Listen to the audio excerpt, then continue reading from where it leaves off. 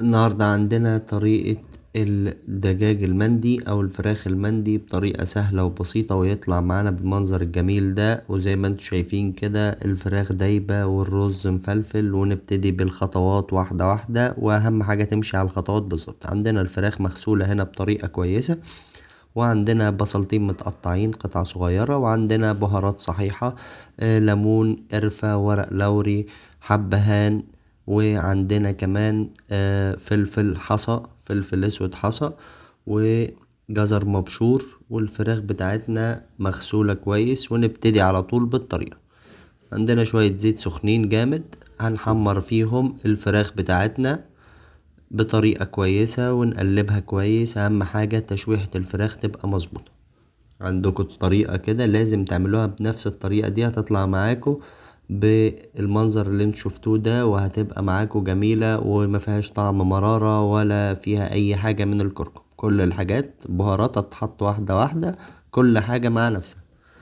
عندنا هنا بعد ما نشوح الفراخ بالطريقة دي، بتتشوح اكتر من كده يعني نصبر عليها شوية مع التقليب.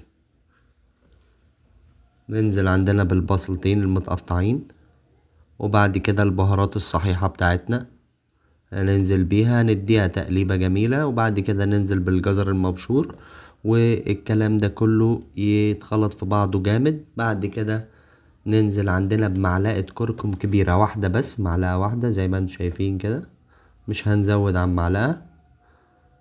ويتقلب الكلام ده كله في بعضه تقليبة كويسة لحد ما يبقى عندنا بالمنظر اللي انتوا شايفينه ده. نخليه ياخد في بعضه شوية من غير ما نزود مية، نقلبه تقلبتين يسخن كل حاجة مع بعض، وبعد كده نضيف مية سخنة.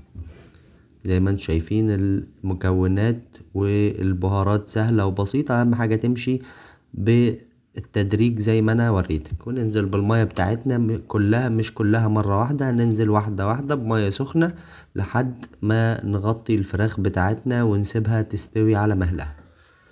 احنا هنا هنعمل حساب الرز معانا، فبنزود مية بزيادة عشان الفراخ تطيب، وما نحتاجش نزود مية للرز تاني ونبوظ البهارات بتاعتنا والحاجات بتاعتنا.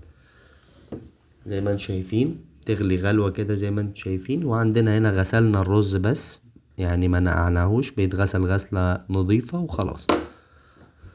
هنا عندنا الحاجات بتاعتنا بتغلي اهي وقربت تستوي تمام. بننزل عندنا بمعلقة ونص ملح ومعلقة بهارات مشكلة، ده بعد ما تغلي الغلوة. اهم حاجة تمشي بالخطوات بالظبط.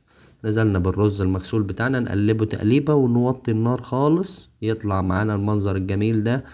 وياريت يعني ان شاء الله يعجبكم، والطريقة تكون سهلة وبسيطة. وياريت دعمكم باشتراك ولايك للقناة، وما تنسوش الصلاة على النبي.